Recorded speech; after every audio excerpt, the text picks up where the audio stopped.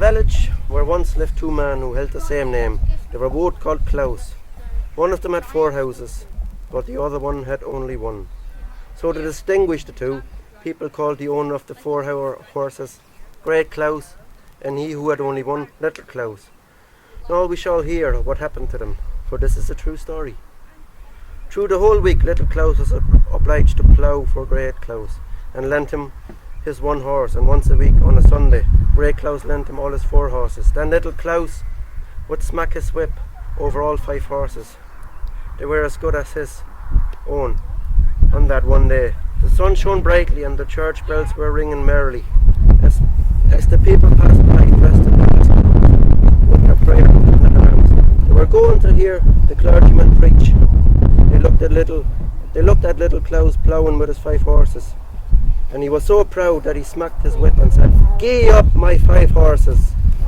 "You must not say that," said Big Claus, "for only one of them belongs to you." But Little Claus soon forgot that what he ought to say, and when anyone passed, he would say, "Gee up, my 5 horses." "Now, I must beg you not to say that again," said Big Claus, "for if you do, I shall hit your 1 horse over the head, so that it will drop dead on the spot, and that will be the end of him." "I promise you I will never say it again," said the Little Claus. But as soon as the people came by, nodding to him and wishing him good day, he became so pleased and thought how grand it looked to have his 5 horses ploughing his field, and then he cried, "Gee up, all my 5 horses!" "I'll gee you up," said Big Claus, and seizing a hammer he struck the 1 horse over the head, and it fell dead instantly. "Oh, now I have no horse at all," said Little Claus, weeping. But after a while he took off the dead horse skin and hung the hide to dry in the wind. Then he put the dry skin into a bag, placing it over his shoulder, went into the next town to sell the horse's skin. He had a very long way to go and had to pass through a dark, gloomy forest. Presently a storm arose, and he lost his way, and before he discovered the right path, evening came on, and it was still a long way to go into town, and too far to return home before nightfall. Near the road stood a large farmhouse. The shutters outside the windows were closed, but lights shone out through the crevices at the top. "I might get permission to stay here for the night," thought Little Claus, and so he went up to the door and knocked. The farmer's wife opened the door, but when she heard what he wanted, she told him to go away, and her husband would not allow her to admit strangers. "Then I shall be obliged to lie out there," said Little Claus to himself, as the farmer's wife shut the door in his face. Near to the farmhouse stood a large haystack, and between it and the house was a small shed with a thatched roof. "I can lie up there," said Little Claus, and he saw the roof. "It will make a famous bed, but I hope the stork will not fly down and bite my legs." For on it stood a living stork with a nest on the roof. So Little Claus climbed to the roof of the shed, and while he turned himself to get comfortable, he discovered that the wooden shutters, which were closed, did not reach to the top of the windows to the farmhouse, so that he could see into a room in which a large table was laid out with wine, roast meat, and splendid fish. The farmer's wife and the sexton were sitting at the table together, and she filled his glass and helped him to the lovely fish, which appeared to be his favourite dish. "If I could only get in there and get some too," he said to himself. And then as he stretched his neck towards the window, he spied a large, beautiful pie indeed. They had some glorious feast before them. At this very moment he heard someone riding down the road towards the farmhouse. It was the farmer returning home. He was a good man, but still he had a very strange prejudice. He could not bear to see the sight of a sexton. If one appeared before him, he would put himself in a terrible rage. In consequence of his dislike, the sexton had gone to visit the farmer's wife during her husband's absence from home, and the good woman had placed before him the best she had in the house to eat. When she heard the farmer coming, she was frightened and begged the sexton to hide himself in a large empty chest that stood in the room. He did so, for he knew her husband could not endure the sight of a sexton. The woman then quickly put away the wine and hid all the rest of the nice food in the oven. For if her husband had seen them, he would have asked her what what they were brought out for. Oh dear, sighed little Claus from the top of the shed, as he saw all the good things disappear into the oven. Is there anyone up there? Asked the farmer, looking up and discovering little Claus. What are you doing up here? Come down and come into the house with me. So little Claus came down and told the farmer how he had lost his way and begged him for a night's lodging. All right, said the farmer, but we must have something to eat first. The woman received them both very kindly, laid the cloth on the table and placed before them a dish of porridge. The farmer was very hungry and ate his porridge with good appetite, but little Claus could not help thinking of all the roast meat and fish and pie in the oven, which he knew were hidden. Under the table at his feet lay a sack containing a horse's skin, which he intended to sell at the next town. Now little Claus did not relish the porridge at all, so he trod with his foot on the sack on the table, and the dry skin squeaked out loud. Hush, said little Claus to his sack, and at the same time treading upon it again till it squeaked louder than before. Hello, what have you got in your sack? Asked the farmer. Oh, it is a wizard, said little Claus, and he knew, and he says we are not to eat the porridge, for he has conjured the oven full of roast meat and roast fish dishes. Wonderful, cried the farmer, starting up and opening the oven door, and there were laid out all the nice things hidden by the farmer's wife, but which he supposed had been conjured there by the wizard under the table. The woman dared not say anything, so she placed the things before them, and they both ate the fish, ate the meat and the pine pastry. Then little Claus trod again upon a sack and it squeaked before. What does the wizard say now? Asked the farmer. He says, replied the little Claus, there are 3 bottles of wine for us standing in a corner by the oven. So the woman was obliged to bring out the wine also, which she had hidden, and the farmer drank till he became quite merry. He would have liked such a conjurer as the little Claus carried in a sack.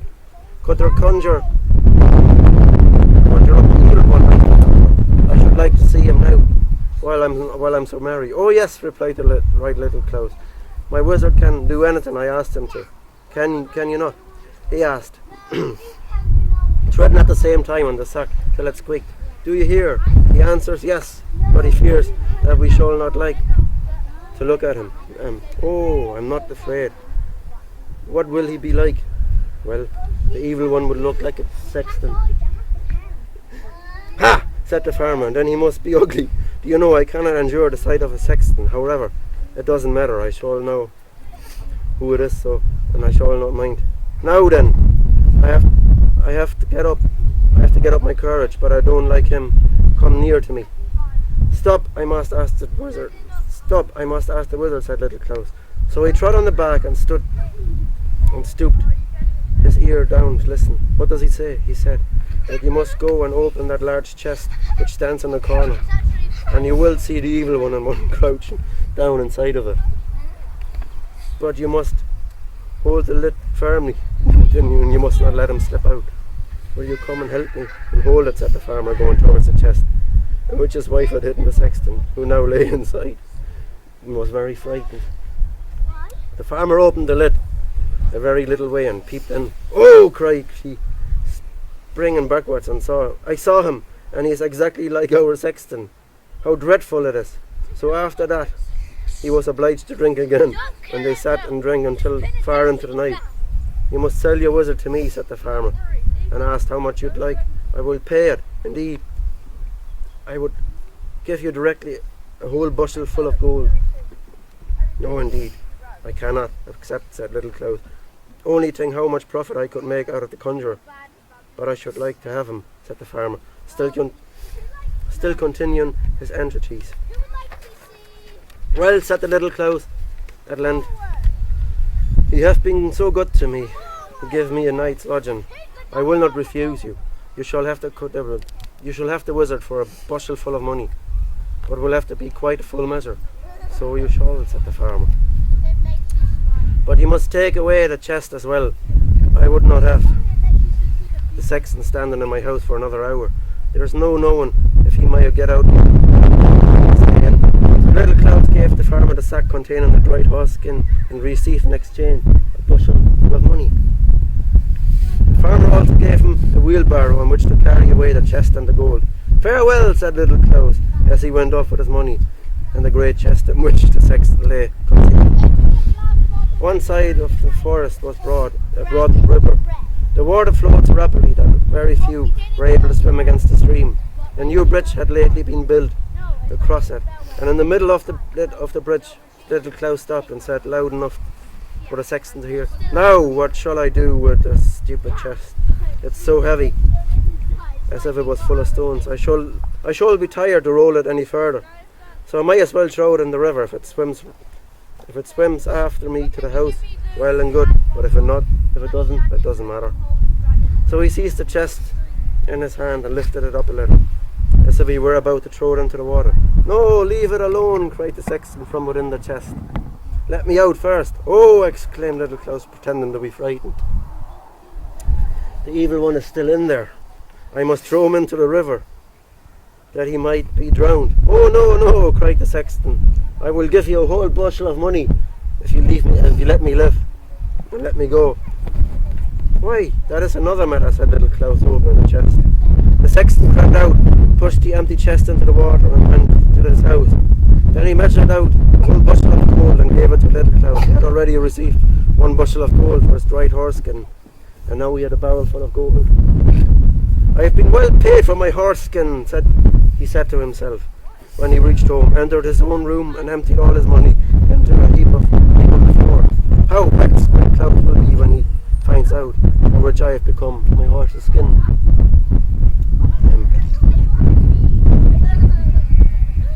Then he sent a boy to Grey Claus to borrow a bushel measure to measure his gold. What can he want it for, thought Grey Claus. So he smeared the bottom of the measure with tar, that some of whatever was put into it might stick there.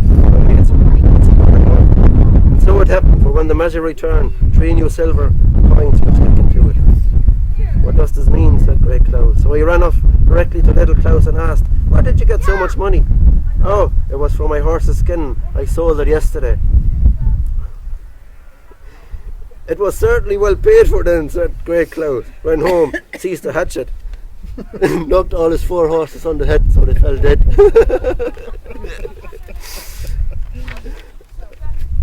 And then he took off their skins and took them to town to sell them. "Skins, skins, who wants to buy skins?" he cried as he went through the streets. All the shoemakers and tanners came out and asked how much he wanted for the horse's skin. "A bushel full of money for each of them." "Are you mad?" they all cried. "Do you think we have our money to spend by the bushel load?" "Skins, skins," he cried. "Who wants to buy skins?" But all who inquired the price, his answers were, "A bushel full of money." "He is making a mockery of us," said they all. Then the shoemakers took their straps and their tanners their leather aprons, and they began to beat Grey Claus out of town. Sorry, I have to laugh. "Skins! Skins, skins," they cried, mocking him. "Yes, we'll give you skins until yours is black and blue." "Out of the town with him," said they, and Grey Claus was flogged and obliged to run as fast as he could. As fast he has never run before. And so he got thoroughly beaten. "Ah," said he, and he came to his house. "Little Claus shall pay for this. I will beat him to his death." Meanwhile, the old grandmother of little Claus had died. She had been cross, unkind, and really spiteful to him all his life. But he was also very sorry, and took the dead woman and laid her warm in his bed, as if he could bring her to life again. There he determined that she should lie there the whole night, while he seated himself in a chair in the corner of the room. And he had often done before. During the night he sat there as the door opened, and in came Grey Claus with a hatchet. He knew well there where little Claus's bed stood. So he went up and struck the grandmother on the head, thinking, "It must be the little Claus." "There," he cried, "now you cannot make a fool out of me again." "That Grey Claus, he's a very wicked man," said little Claus to himself. "He meant to kill me. It is a good thing for my old grandmother that she was already dead, or he would have taken her life." Then he dressed his grandmother up in her finest Sunday clothes, borrowed a horse and a cart from his neighbour, and harnessed to reach a large inn, where little Klaus stopped and went to get something to eat and something to drink. The landlord was a very rich man, and a good man too, but a passionate, as if he had pepper to snuff. As if he had been pepper to snuff. "Good morning," said the little Klaus. You are come bedtime today." "Yes," said little Klaus. "I am going to town with my grandmother. She is sitting in the back of the wagon, but I cannot bring her into the room. Will you take out a glass of mead for her? But you must not speak. You must speak very loud, for she cannot hear very well. She's deaf." "Yes, certainly I will take a glass of mead to her," replied the landlord. And pouring a glass of mead, he carried it out to the grandmother, who said upright in the cart, "Here's a glass of mead from your grandson," said the landlord. The dead woman did not answer a word, but sat quite still. "Do you not hear me?" cried the landlord, as loud as he could. "Here's a glass of mead from your grandson." Again and again he called it out, but as she did not stir, he flew into a rage and threw the glass of mead on her face on the forehead. And she fell backwards out of the cart. She was only seated there, not hiding.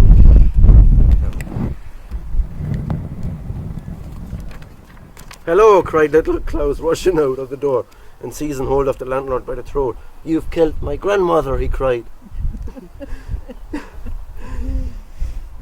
"Oh, how unfortunate," said the landlord, wringing his hands. "This all comes out of my fiery temper. Dear little Klaus, I will pay you a bushel of money if you say nothing about it to the authorities. And I will bury your grandmother as if she was my very own.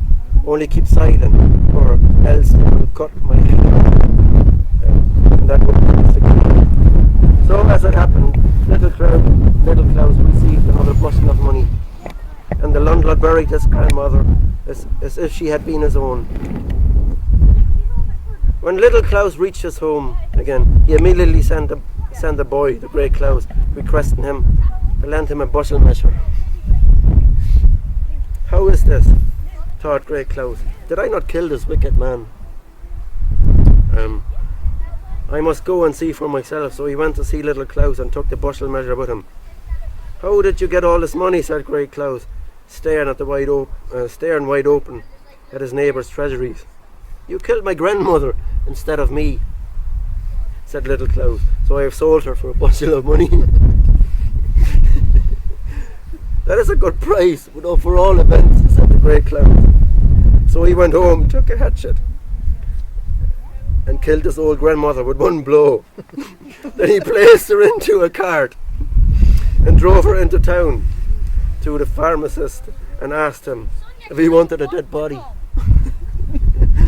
"Who is it, and where did you get it?" asked the pharmacist. "It is my grandmother," he replied.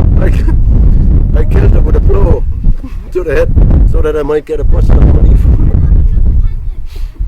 "Heaven preserve us," cried the pharmacist. "Are you out of your mind?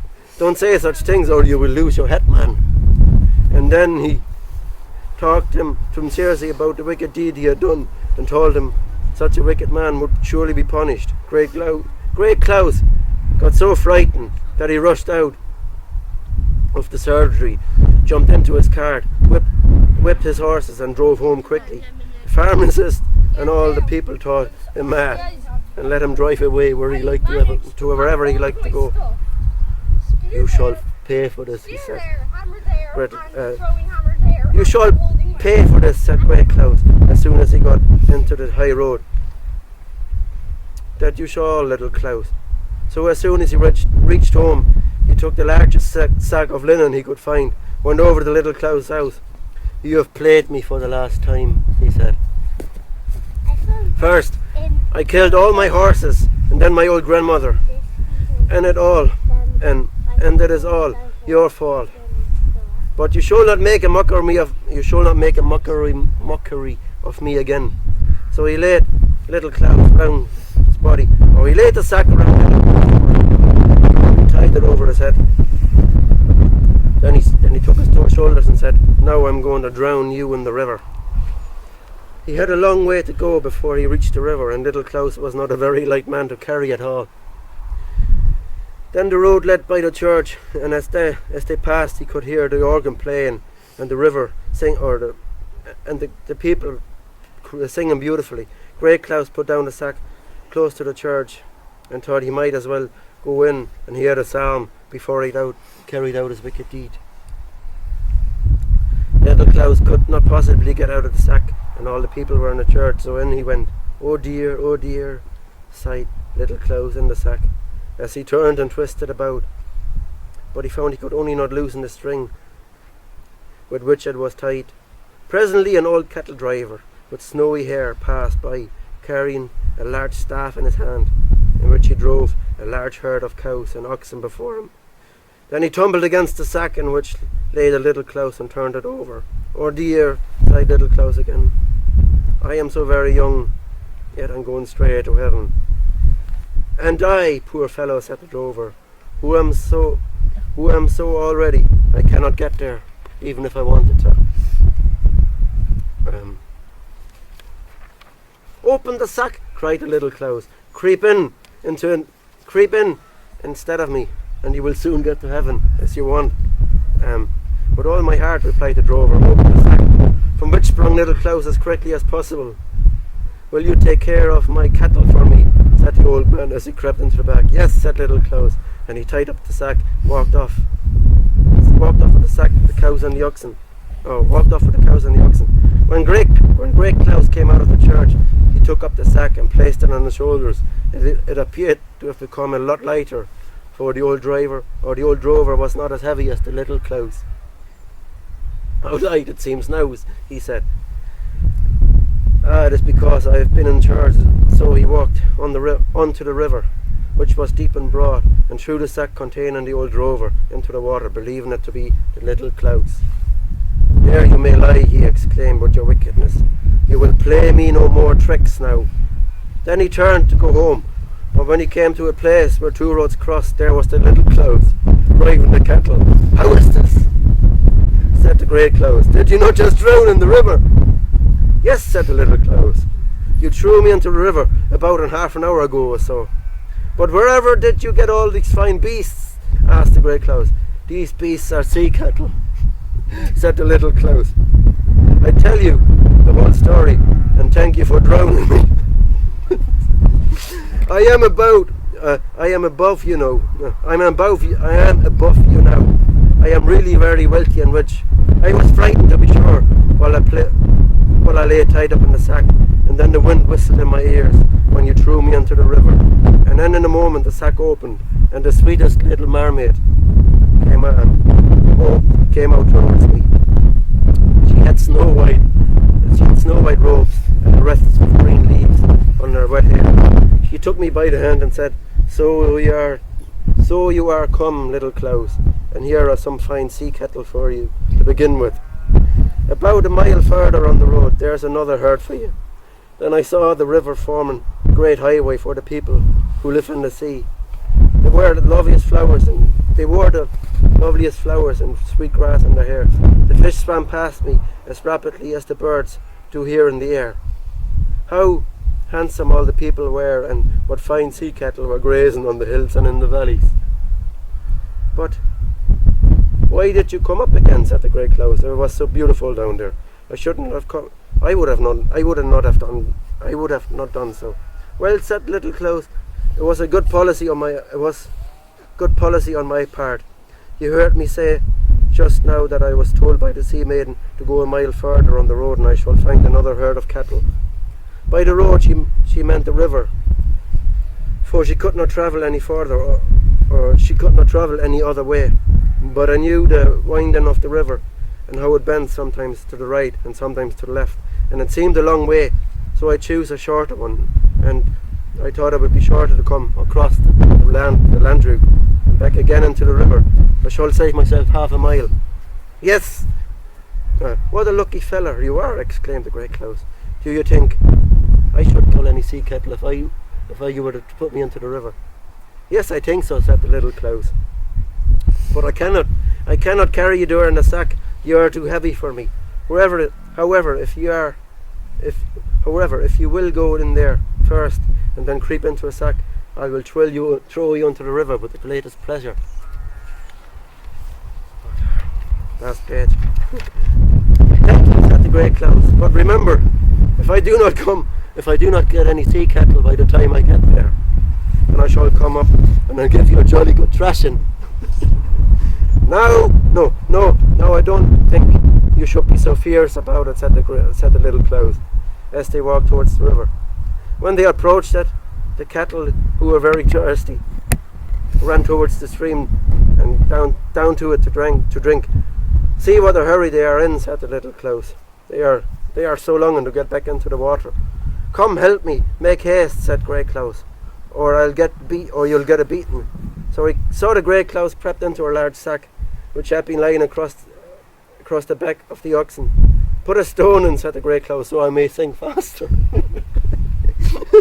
Oh, they are not much fear of that, the little Claus replied. Then he put a large rock into the bag and tied it up tightly and gave it a push. Plump! It went in. Grey Claus immediately sank to the bottom of the river. I am afraid you will not find any cattle there, said the little Claus. And then he went home, driving his beast home with a smile on his face. Yeah. Brilliant.